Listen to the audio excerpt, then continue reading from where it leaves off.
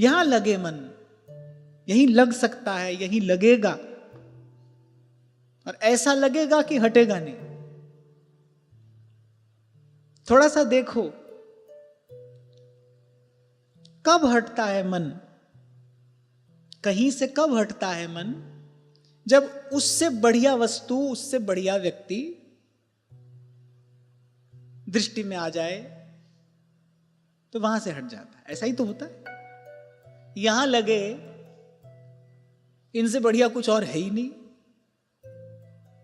और ये अपने आप में कैसे हैं, दिने दिने नवम नवम, पुराने कभी पढ़ते ही नहीं, कैसे हटेगा मन। आपको एक बार बताया था ना मैंने कि कितने पत्र आज तक आए, हजारों, अनेक अनेक साधक अपना अनुभव लिखकर भेजते हैं। दीक्षा निवेदन पत्रों में तो प्राय करके ये बात लिखी रहती है कि उनकी पूजा करते थे, पहले उनकी सेवा करते थे, उनका मंत्र जपते थे, अब ये अच्छे लगते हैं। आज 10 वर्ष तो मुझे भी हो गए, एक भी व्यक्ति हमको ऐसा नहीं मिला जिसने ये कहा हो कि पहले ये अच्छे लगते थे, अब कोई और अच्छा लगता है। एक भी व्यक्ति आज तक ऐसा नहीं आया। विचार कर कहा है श्री ध्रुवदास जी ने, याते परे न और कोई भजन न और कोई सुख। तभी गोपी कहती देह तो छूटेगो, तो छूटेगा ही, पर नेह ना छूटेगो माई। सुरतनाथ ते अशुल्क दासिका, वरद निघ्नतो नेह किं वधः। अशुल्क दासिका, बिना मोल की दासी है। उद्धव जब जाने लगे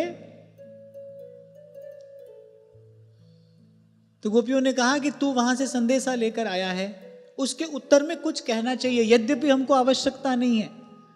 प्रीतम को पतियां लिखूं जो प्रीतम होए परदेश, दूर हो तो कुछ संदेशा कहा जाए। यहां तो रोम रोम श्याम है, पर फिर भी एक शिष्टाचार है। आपके लिए कोई संदेश लेकर आया कहीं से, तो आप उत्तर में कुछ तो कहेंगे ना, ये शिष्टाचार है। तो गोपियों ने कहा कि तू संदेश लेकर आया है, बस हमारी ओर से बस इतना ही जाकर कह देना, जैसी हैं बिहारी बस दासी हम तुम्हारी हैं। तुम वहां रहो, तुम यहां रहो, तुम जहां रहो। एक आध गोपी ने तो ताना भी मारा, भाई वो मथुरा नगर की वो जो नागरी स्त्रियां हैं, हम कहां, हम तो ये गंवार गोपियां हैं। पर कहा कोई बात नहीं, उन्हीं के रहो पर नी के रहो। जैसी हैं बिहारी हम दासी तो तुम्हारी हैं। व्यास जी ने कहा ना, मोहमन अटक्यो श्याम सो, फंस्यो नहीं धंस्यो रूप में जाए। फंसा व्यक्ति तो फिर निकल जाए, जाल में फंसा तो फिर निकल जाए, संभावना है। पर जब कोई दलदल में धंस जाता है तो जितना निकलने की चेष्टा करे उतना फंसता चला जाता है। इसीलिए व्यास जी कह रहे मोह मन अटक्यो श्याम स्यो, धंस्यो रूप में जाए, चहल परे निकसे नहीं मनो दूबरी गाय। मनोहरता के मानो ऐन। सूरदास जी कहते देखो माई सुंदरता को सागर, और इसी विधि प्रभु का दर्शन करिए। ये रूप सिंधु हमारे उर अंतर में भी लहलहाने लगे। इसके लिए करना क्या है? कुछ नहीं करना। आचार्यों ने कृपा करके इनका नाम दे दिया है, राधा वल्लभ लाल श्री महाप्रभु जी ने हमको प्रदान कर दिए हैं। बस निहारिए, एक टक उनको निहारिए, नेत्र पुटों से रूप माधुरी का पान करिए। वो जो एक रूप में आपको आज बाहर दिखाई पड़ रहा है, नाम की कृपा से, उसी रूप की कृपा से, संतों के संग की कृपा से, वृंदावन धाम की कृपा से, वो रूप एक दिन और अंतर में स्फुरित होने लगेगा। वो नक्षटा हृदय मंडल में प्रकाशमान हो जाएगी। और ऐसा नहीं कि आपका मन रखने के लिए ये बात कही जा रही है, नहीं, ऐसा ही है भाई। आप कहो कि कैसे माने, लो करके देख लो। हाथ कंगन को आरसी क्या, प्रत्यक्ष को प्रमाण की आवश्यकता थोड़ी होती है, करके देखिए। प्रीति रीति तब पाइए अरु वृंदावन है।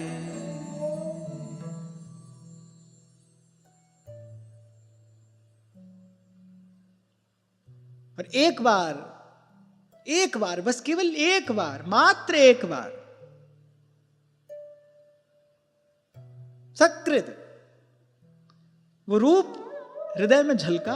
अरे वृंदावन की लता का एक पत्र हृदय में झलक पड़े, एक पत्ता, वृंदावन की तरु लता का एक पत्ता।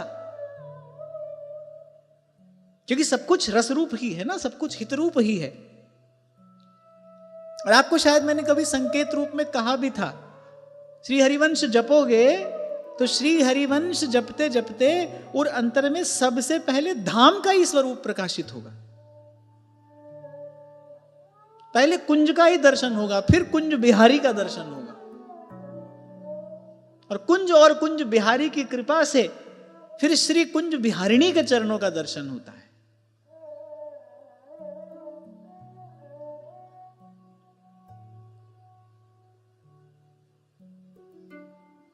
फिर यहां की सब उठापटक यहीं रह जाएगी। फिर हमारे वृंदावन और माया काल जहां नहीं व्यापे, जग की दौरा दौर। अमल अलौकिक ठौर, भगवत रसिक बताई श्री गुरु। अमल, निर्मल, निरंजन, अलौकिक, ठौर। अरे उसी रूप रस में तो छके, ती रस के बल सबते बेपरवाह रहते हैं। हमारे माई श्यामाजू को राज, ती रस के बल सबते बेपरवाह रहते हैं। हम मेरे बल वृंदावन रानी, ती रस के बल सबते बेपरवाह रहते हैं।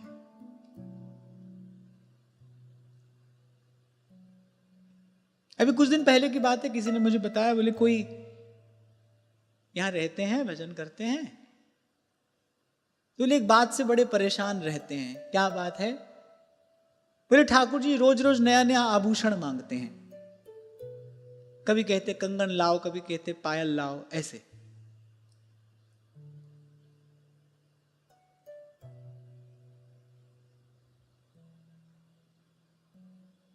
देखो, अभी अभी मैंने कहा, चेतना के जिस धरातल पर कोई व्यक्ति खड़ा है, सारी भाव भावना वहीं से तो स्फुरित होगी ना।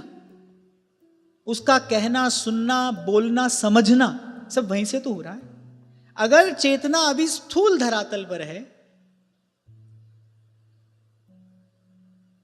तो भाव भावना में भी यही सब होगा। इसीलिए आपको कहता हूं, जो रसिकों ने कहा है महाजनों ये न गतः सपंथा, मनमानी मत करिए।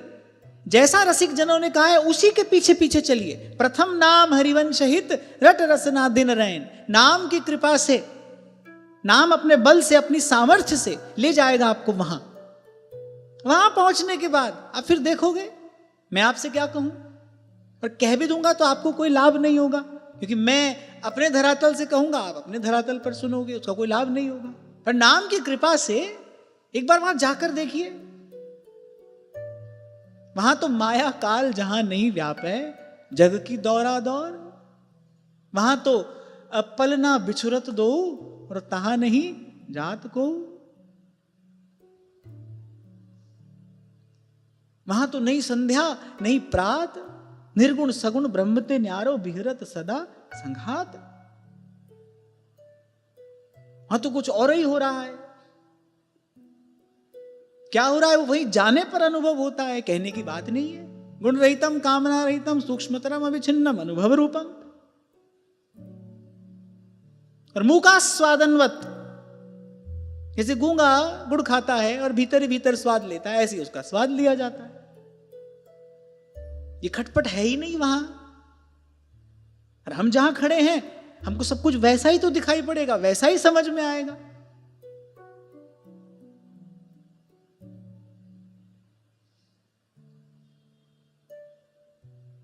तो फिर क्या किए, बहुत परेशान थे, तो ठाकुर जी को जमुना जी में पधरा दिए। लो बताओ, ये है मनमुख आचरण। इसलिए रसिकों ने सावधान किया है, पगडंडी गाढ़ी गहे। गाढ़ी गहे माने संभल कर, सावधान होकर, धीरज पूर्वक, एकाग्रता पूर्वक चले। इत उत पांव न दे। जो हमारे गुरुजनों ने कहा है, हमको उस मर्यादा रेखा से बाहर जाना ही नहीं है। पगडंडी गाढ़ी गहे, इत उत पांव न दे।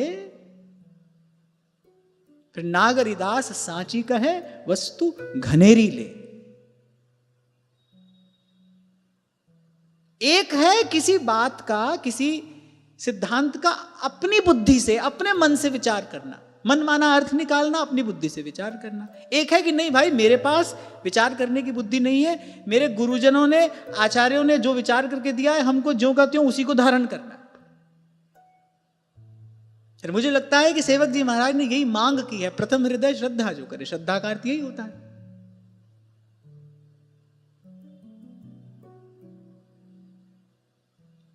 क्योंकि हम रूप की बात कर रहे हैं, पर जहां श्री ध्रुवदास जी ने रूप की महिमा गाई है, वहां ये भी कहा है, जो मन सकहीं संभार, रूप रतन फिर कर परे, विषया विषदय ढार। तो श्री कृष्ण का रूप। और कल भी आपसे कह रहा था, हमसे अधिक सौभाग्यशाली और कौन होगा। किसी को तो संसार के रूप से मन हटाकर किसी निर्गुण निराकार में लगाना है, लगाए नहीं लगेगा। हमारे पास तो लगाने के लिए श्री कृष्ण हैं।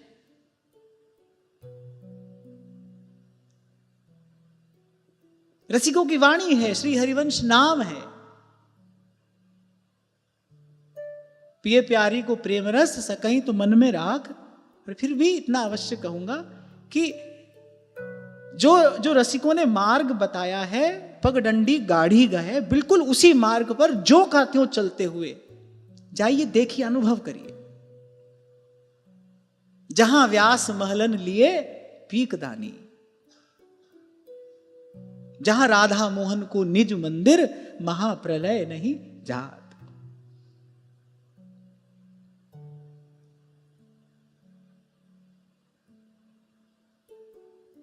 और बाकी तो भाई रसिकों ने इतना कुछ कहा है कि कहते रहे तो यहां से आगे बढ़े ही नहीं। रूप, और वैसे भी रूप से आगे कुछ है ही नहीं। याते परे न और कोई भजन, न और कोई सुख। ये तो आखिरी पड़ाव है, ये तो परम विश्राम है। हाँ, पर वहां तक जाने की एक विधि, एक मार्ग रसिकों ने दिया है। राजर्षि परम भागवत श्री अम्बरीश जी की कृपा से श्री ठाकुर जी के रूप संबंधी ये वार्ता यहां पर हो गई। इसके बाद रस, शब्द स्पर्श रूप रस। रस अर्थात जो रसना, ये जिह्वा रस लेती है ना, खट्टा मीठा चरपरा। अब इसके लिए हमारे यहां बड़ी सुंदर व्यवस्था है। ध्रुवदास जी कह रहे, जलहू भूल ना पीजिए, बिनु लीन्हे निज नाम। महाप्रभु ने हमको अपने सिद्धांतों में जो सर्वोज्वल सिद्धांत दिया है, वो प्रसाद निष्ठा ही है। श्री गोस्वामी श्री नाभाजी महाराज ने यही कहते हुए महाप्रभु जी का पवित्र यश गाया, सर्वस महाप्रसाद प्रसिद्धता के अधिकारी। महाप्रभु कह रहे, उच्छिष्टामृत भुक्तवैव एव। एव अर्थात निश्चय रूप से केवल यही, केवल आपका प्रसाद ही पाऊं। और फिर रसिकों ने इस परमोज्वल सिद्धांत को जीवन में धारण किया। वहां जगन्नाथ जी के प्रसाद को नहीं लिए। जगन्नाथ जी ने कहा कि कोई बात नहीं, ठीक ही किया है इन्होंने, इनकी प्रसाद निष्ठा के सामने तो हम भी नतमस्तक हैं। प्रसाद निष्ठा है, उच्छिष्टामृत भुक्तवैव। हे स्वामिनी, आपका ही उच्छिष्टामृत ग्रहण करो। सेवक जी महाराज ने काचे धर्मी में शायद कहा है कि अनर्पित जाए गटक्कत।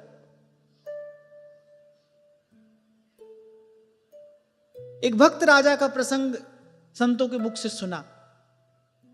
उसका पुत्र हुआ, गोद में खेल रहा था, तो सेवक अमनिया लेकर जा रहे थे श्री ठाकुर जी को निवेदन करने के लिए।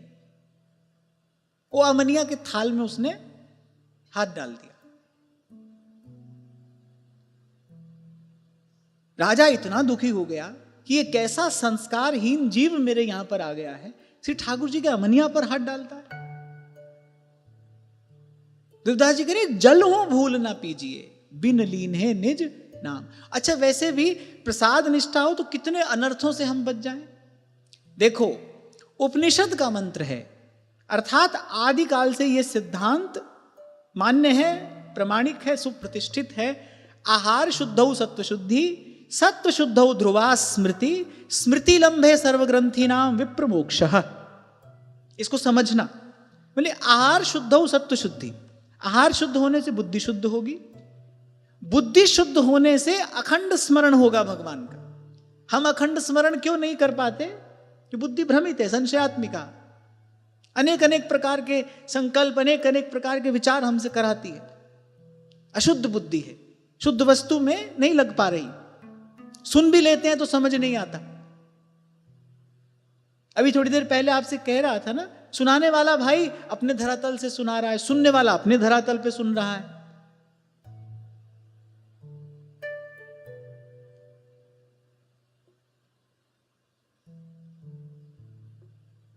कभी कभी व्यक्ति सुनकर मनमाना अर्थ करता है। इस विषय में ओशो रजनीश एक अच्छी बात कहते थे। बोले मेरी जिम्मेदारी वो है जो मैंने कहा है, मेरी जिम्मेदारी वो नहीं है जो तुमने समझा है, वो आपकी जिम्मेदारी है। मेरी जिम्मेदारी वो है जो मैंने कहा है। एक आध बार किसी ने हमको लिखकर भेजा, आपने हमारे बारे में ऐसा कैसे कह दिया। यहां जो कहा जाता है वो सर्वजन हिताय सर्वजन सुखाय कहा जाता है, सबके हित के लिए, सबके सुख के लिए, यहां सिद्धांत कहा जाता है। हां, पर वैसा अभाव अपने जीवन में हो तो लगता है भाई ये हमारे लिए कहा जा रहा है। और मैं कहता हूं इसमें कोई हानि भी नहीं है, सुनकर समझना चाहिए, स्वयं को सुधारना चाहिए, शिकायत करने की तो बात नहीं है ये।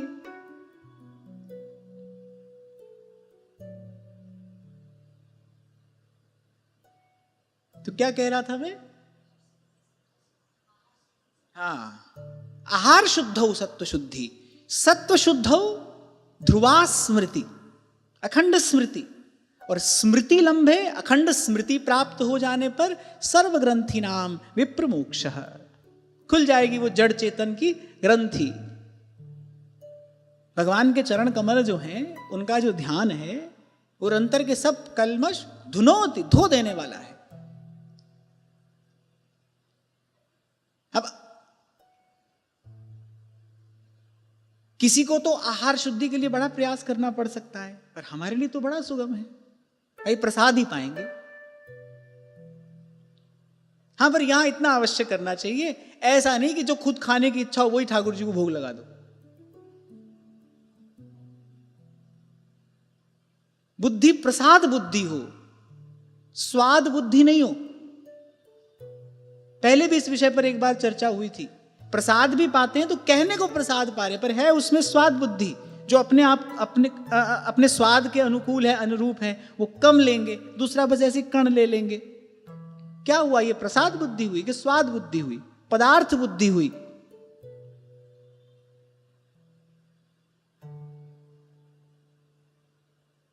संतों का हमने दर्शन किया, ठाकुर जी को भोग लग के आया, सब कुछ एक पात्र में मिलाया और पा गए।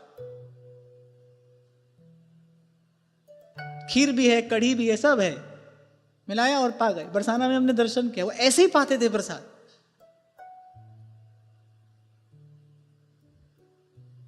हम तो बहुत तसल्ली से प्रसाद पाने बैठते हैं, खूब बढ़िया जचा कर, थाली लगे, फिर स्वाद के अनुरूप वस्तु उसमें पड़े।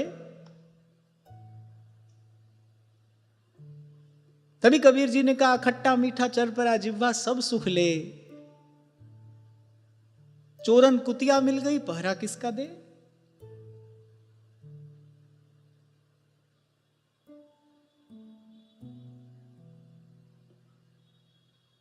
और फिर वो रसना का स्वाद जो संसार की वस्तु से हम ग्रहण करते हैं, वो अंततः रोगी बनाने वाला है। बुद्धि को अशुद्ध करता है, तन को रोगी बनाता है। यहां बड़ी सुंदर व्यवस्था है। प्रसाद, और प्रसाद बुद्धि से प्रसाद पाया जाए, अन्न बुद्धि से नहीं, पदार्थ बुद्धि से नहीं, वस्तु बुद्धि से नहीं, स्वाद बुद्धि से नहीं, प्रसाद बुद्धि से। कहीं किसी नियम विशेष की बात ध्रुवदास जी ने नहीं की, पर लेकिन जब कहा, लेकिन जब श्री जी के लिए रसोई पाक करे, तब जितनो संभव है उतनो सदाचार करे। माने शुद्धता पवित्रता से श्री जी की रसोई सिद्ध की जाए, फिर भाव से श्री जी को भोग निवेदन करके बांट कर फिर प्रसाद पाया जाए।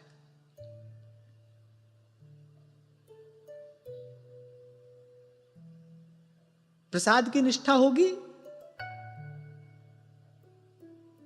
वो जो रसना ललचाती है अन्य अन्य भोग पदार्थों के लिए, धीरे धीरे प्रसाद की कृपा से, भगवत प्रसाद की महिमा क्या है। उद्धव जी कह रहे हैं आपके प्रसाद के बल पर माया को जीत लेंगे, ऐसी भगवत प्रसाद की महिमा है। व्यास जी कह रहे हैं हमारी जीवन मूरी प्रसाद,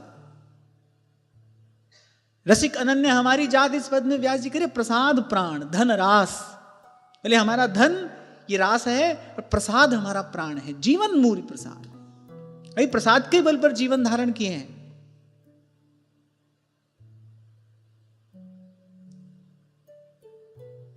और फिर ध्रुवदास जी ने तो बड़ा फटकारा है ये कहकर, बिन अर्पित जे जे कछु जब लागत है खान। बिना अर्पित यदि खाते हैं, खाने का मन होता है, ये तो सर्वथा अनुचित है और उपासना के लिए, इस कोमल भाव के लिए अत्यंत घातक है। बिना अर्पित यदि पाया जाए कि कहीं ऐसी स्थिति में है आप कि आपको पाना है, तो वही भाव से श्री जी के चरणों में निवेदन करिए, पर समर्पित वस्तु पाइए, अनर्पित नहीं। कैसे पता चले मेरे जीवन में प्रसाद निष्ठा है? महाप्रभु जी के बाल्यकाल का बड़ा सुंदर प्रसंग है। आधी रात के समय महाप्रभु जी ने कहा श्री व्यास मिश्र जी से कि चरणामृत प्रसाद दीजिए। अब आधी रात का समय है, ठाकुर जी का तो अनौसर काल है, पर महाप्रभु जी तो हठ पर अड़ गए। अब श्री तारा रानी जी ने अनर्पित वस्तु लाकर दे दी। बालक है, मान जाएगा, प्रसाद कहकर दे दी। वो जैसे ही मुख में रखा तत्काल उगल दिए, बोले नहीं प्रसाद नहीं है, समर्पित नहीं है। अनर्पित और समर्पित का भेद आपकी रसना जान ले, तब समझना प्रसाद निष्ठा है। अनर्पित वस्तु महाप्रभु जी को दी, जिह्वा पर रखते ही महाप्रभु जी ने उगल दिया कि नहीं ये प्रसाद नहीं है, इसमें श्री प्रियालाल के अधरामृत का वो दिव्य स्वाद नहीं है, ये प्रसाद नहीं है।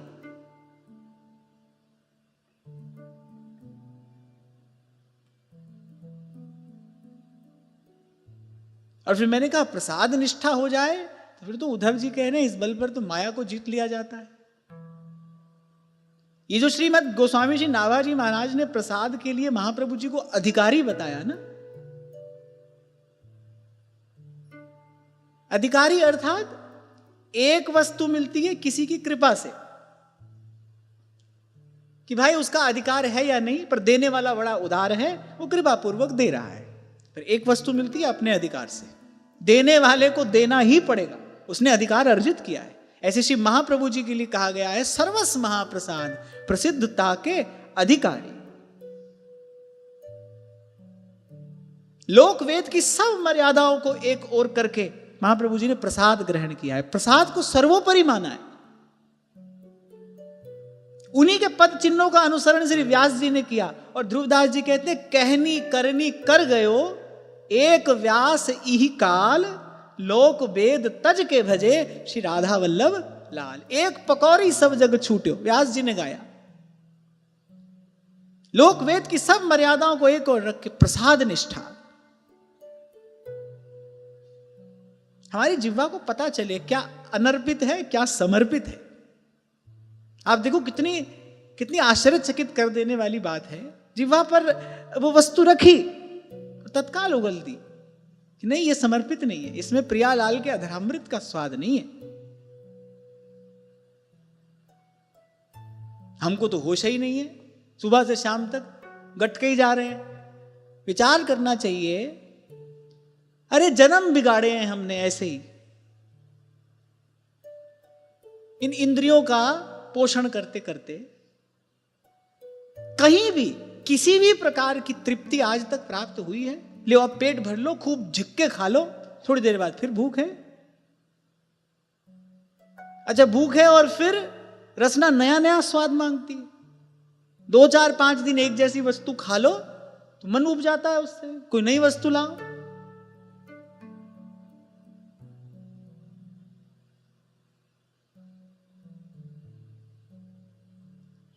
कितना अमूल्य समय जीवन का, कितना अमूल्य समय, क्या खाना है क्या पहनना है, इसी में चला जाता है।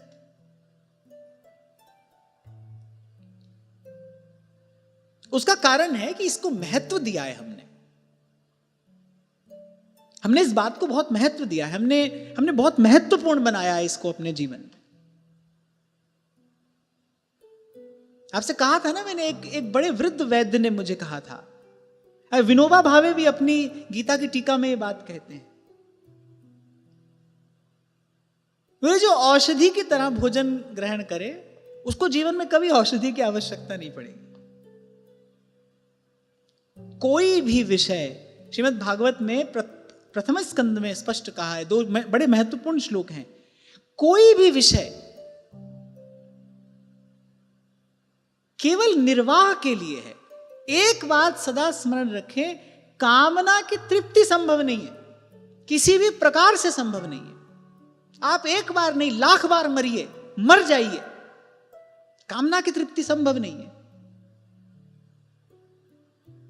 पूर्वगत सत्र में ही हमने श्रवण किया, सारे के सारे विषय एक व्यक्ति को दे दिए जाएं तो भी उसकी तृप्ति नहीं होगी।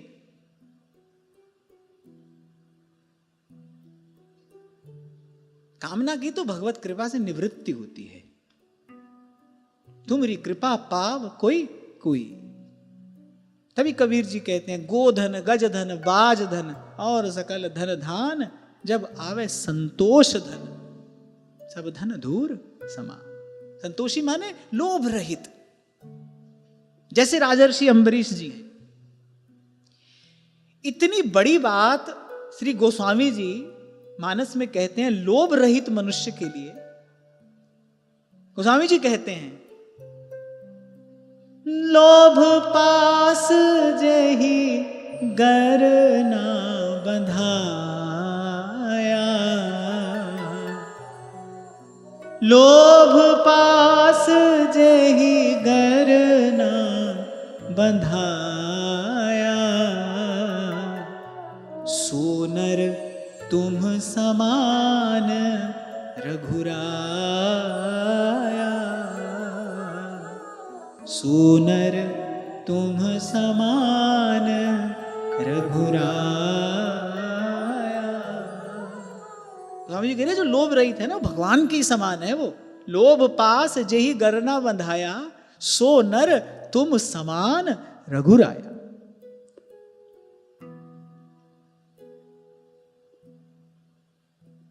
ये सब बातें थोड़ी देर का सुनने का सुख लेने के लिए नहीं है,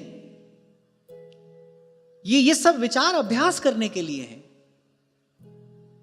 कभी कभी एकांत में बैठकर विचार करना चाहिए ना। अरे साधारण व्यक्ति भी जो व्यापार करता है वो कभी अकेला बैठकर अपनी लाभ हानि विचारता है कि नहीं विचारता है, कि भाई लाभ हो रहा है कि हानि हो रही है।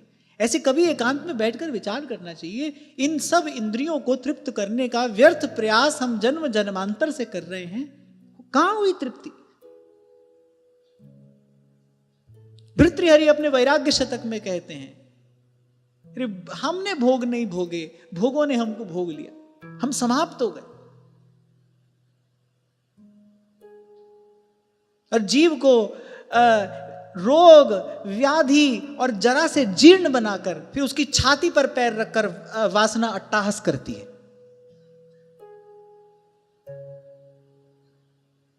विषय भोगते भोगते रोग व्याधि जर्जरता इस सबको मनुष्य प्राप्त हो जाता है। फिर खटिया पर पड़ा हाय हाय चिल्लाता है, शरीर दुर्बल हो गया है, लेकिन वो वासना और प्रबल हो गई है। वो उसकी छाती पर पैर रखकर अट्टहास करती है, उसको दीनहीन बनाकर छोड़ती है, उसकी दुर्दशा कराती है। इसी को कहते हैं जीते जी नर्क देखना। जिह्वा जो है वो बढ़िया बढ़िया व्यंजन खाना चाहती है, पर उसको पचाने की शक्ति नहीं है, बैठा बैठा ललचाता रहता है। मन करता है दौड़ कर जाएं, सिनेमा में जाकर एक बढ़िया फिल्म देख लें, सत्संग की तो भूल ही जाओ। तिय सुत नाती नातिनी तिन ही तन मन दिए, श्री राधा वल्लभ लाल जू नेक नहाने ही है। नहीं तो बगल के कमरे में घर परिवार के सब लोग हंस रहे हैं, बोल रहे हैं, हम यहाँ अकेले खटिया में पड़े हाय हाय कर रहे हैं, हमारी तरफ कोई आता नहीं, हमसे कोई बातें ही नहीं करता। वहीं उन्हीं के बीच में बैठकर वही सब वार्ता कहने सुनने की इच्छा होती है, पर क्या करें, अब उसकी भी सामर्थ्य नहीं है। शरीर वही स्पर्श का सुख चाहता है। विष्णु पितामह तो कहते हैं कि वृद्धावस्था में वासना और बलवती हो जाती है। वस्तुतः वासना बलवती हो जाती है और उस वासना का निग्रह करने वाली जो इंद्रिय है वो शक्ति क्षीण हो जाती है और संकट भारी हो जाता है। विचार करना चाहिए। तभी सूरदास जी थक हार कर कहते हैं, दीनानाथ अब बारी तुम्हारी, दीनानाथ। अरे बालापन खेलत ही खोयो, यौवन विषय रस भोई वृद्ध भयो। देख रहा हूं अपनी दुर्दशा, हे प्रभु अब तो मैं सर्व साधन शून्य हो गया हूं, कुछ भी करने की सामर्थ्य नहीं है, आश्रित हूं, अब बारी तुम्हारी। प्रभु तो सूरदास जी हैं भाई, उस समय उनको ऐसी सुधि है। नहीं तो जीवन भर जिसने देह गेह में लगाया है, जिसने संसार व्यवहार में लगाया है, कहां उसको ये सुध आती है। कल कह रहा था ना, इसी को तो कहते हैं जीते जी नर्क देखना। यही नर्क है। पीड़ित, प्रताड़ित, अपमानित, तिरस्कृत कोई पड़ा है और बस पड़ा है, कुछ कर नहीं पा रहा है, परवश है, पराधीन, और पराधीन सुपनेहु सुख नाही। तो कह रहे हम रस की बात कर रहे थे। ये रसना जो ये रस लेती है, ये भगवान में लगे। चरणामृत प्रसाद का व्रत हो, जल भी पिए नाम स्मरण करते हुए, भगवत स्मरण करते हुए, अपने इष्ट आराध्य का स्मरण करते हुए। यहां तो बड़ी सुंदर व्यवस्था है। यहां तो श्री स्वामी जी ने कृपा करके करुआ प्रसादी दे दिया। तात तजय सुत भ्रात तजऊ, पितु मात तजऊ, कछु सोच न हानि, श्री ब्रिज की रज नाही तजय वोहे, हो न तजो करुआ को पानी। जल भी पिएंगे तो करुआ का ही जल पिएंगे, परम पावन करुआ को पानी। क्या महिमा भगवत रसिक देव कहते हैं, जहां के पिए हिये में आवे मोहन राधा रानी, परम पावन करुआ को पानी।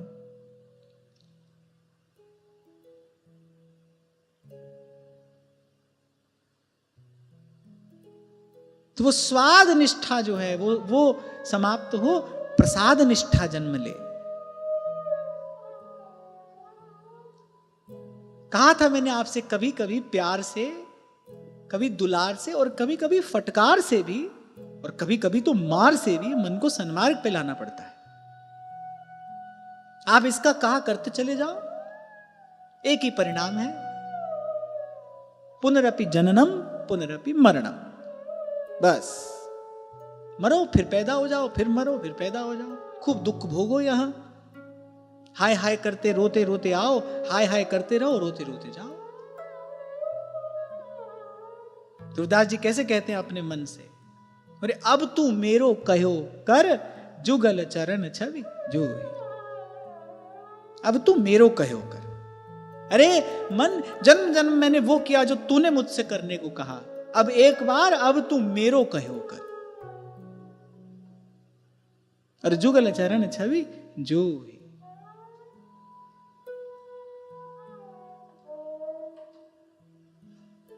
तो सुनेंगे तो क्या सुनेंगे? भगवान का नाम गुण श्रवण करेंगे। वो जो संसार की वो जो ग्राम्य वार्ता है वो नहीं सुनेंगे।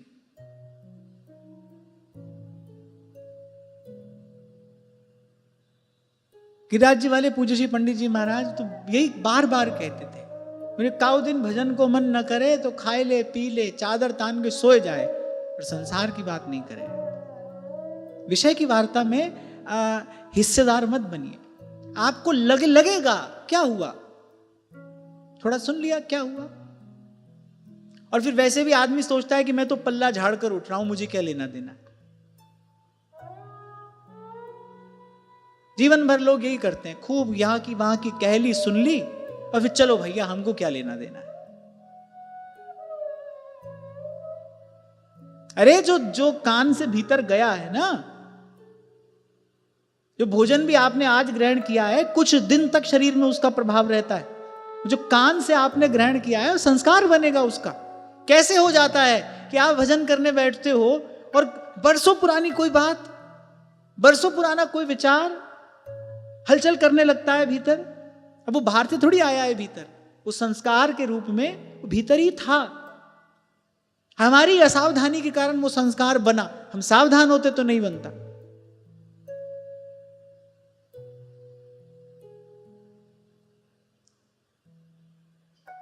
तो नाम गुण श्रवण करेंगे और भगवान ने बड़ी सुंदर व्यवस्था कर दी। यथा यथात्मा परिमृज्यते सौ मत पुण्य गाथा श्रवणाभिधाने।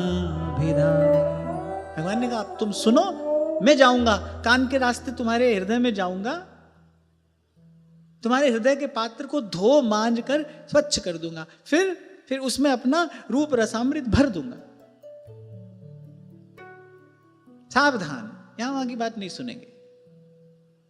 कहीं होती हो आप न रोक सके, उठकर चल दीजिए, उसका हिस्सा मत बनिए। कभी कभी शिष्टाचारवश आप नहीं कुछ कह पाते, पर उसका हिस्सा मत बनिए, उठकर चलिए। इतनी स्वतंत्रता आपको है।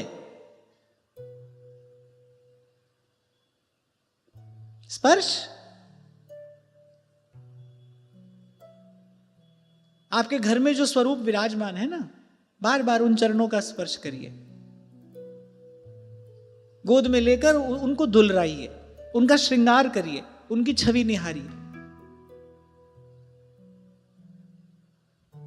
वो कृपा करेंगे। कल आपसे कह रहा था ना, अपने घर में श्री ठाकुर जी के सन्मुख जाओ, अपने मन में यही भाव रखो कि देखो कैसे रूप का रस का सागर लहरा रहा है, कैसे कृपा करुणा का सिंधु उमड़ रहा है। इस भाव से उनका दर्शन करो, उनका स्पर्श करो।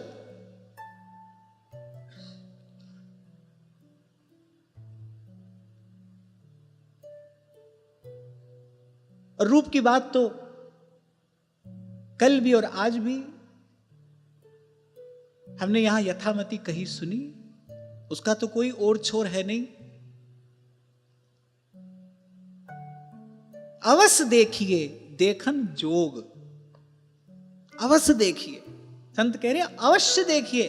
मनुष्य जन्म मिला है भारत भूमि पर, देखिए जो देखने योग्य वस्तु है। न देखी यार की आंखें फिर बेकार की आंखें, अवश्य देखिए देखन जोग। और जिसने नहीं देखा उसकी आत्मा भी उसको धिक्कारती है, उसके जीवन को धिक्कार है।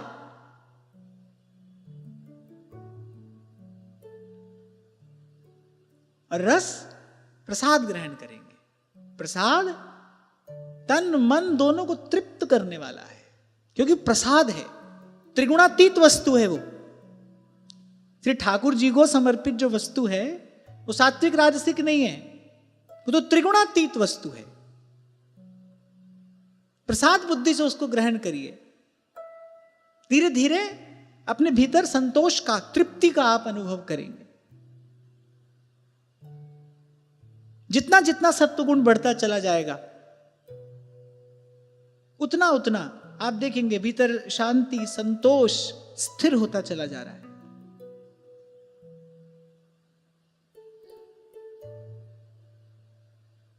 और फिर गंध, यहां भी मन रस लेता है।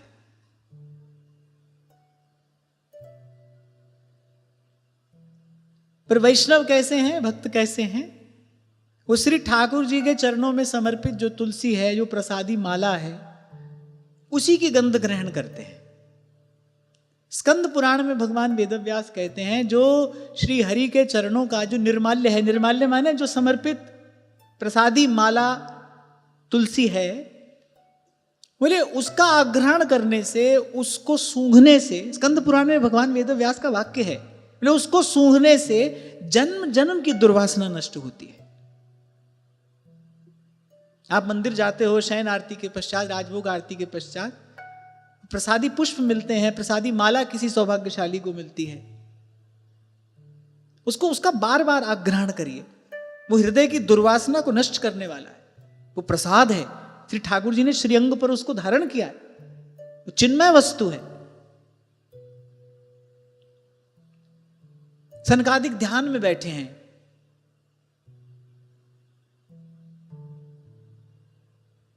उन वेदों के प्रतिपाद्य तत्व, उस परम ब्रह्म के ध्यान में निमग्न, एकाएक श्री भगवान के चरणों में समर्पित तुलसी की गंध नासिका से भीतर प्रविष्ट करती है, समाधि छूट जाती है।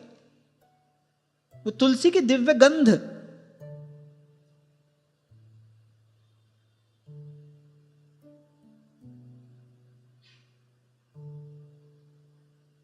वो भीतर प्रविष्ट करती है, प्रविष्ट होती है, समाधि छूट जाती है। ऐसी दिव्य गंध।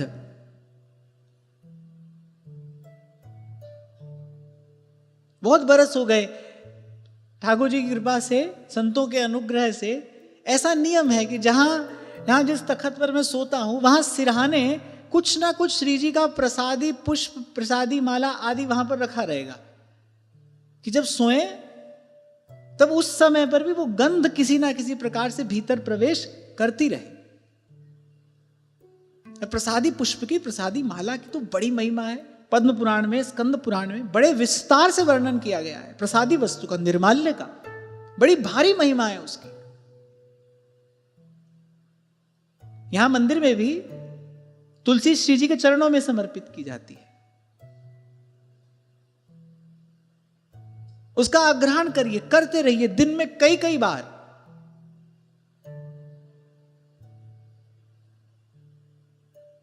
वो श्री ठाकुर जी के श्री अंग का संग करके आपको प्राप्त हुआ है।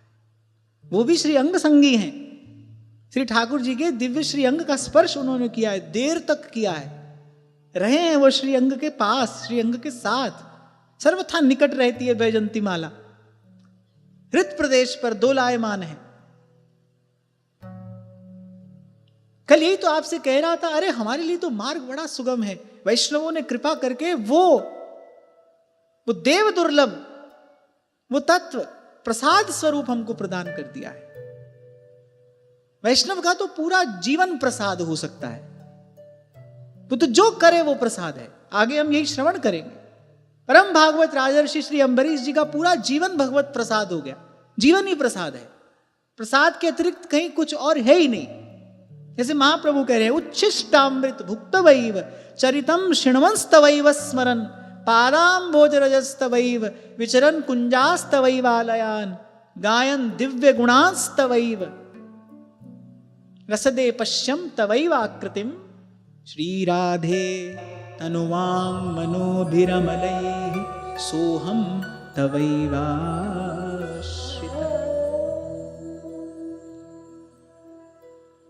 तो ये एक मन शब्द पर हम बात कर रहे थे कल से, सवै मनः कृष्ण पदारविंदयो। फिर आगे कहते हैं वचांसि वैकुंठ गुणानुवर्णने। इसकी चर्चा कल करेंगे। आज की वार्ता यहीं श्री जी के चरणों में समर्पित करते हैं। महाराज जी के चरणों में प्रणाम। आप सबके हृदयस्थ भाव प्रभु को, हित प्रभु को